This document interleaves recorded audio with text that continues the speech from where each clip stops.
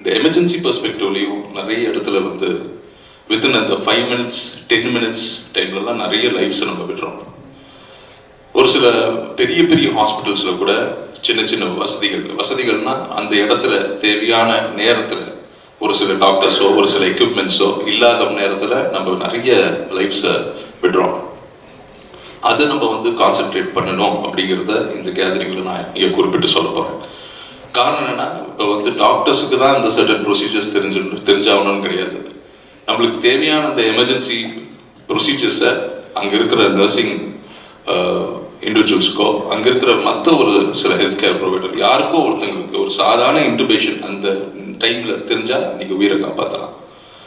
ஒரு சில இடத்துல வந்து இன்டுபேஷன் பண்ணாமையே நம்ம வந்து ஒரு ஓட்டு மாஸ்க்கை வச்சுக்கிட்டு அதை நேரம் தாழ்த்தி அதுக்கப்புறம் சிபிஆர் கொடுக்கறதெல்லாம் நம்ம பார்த்துருப்போம் நிறைய இடத்துல.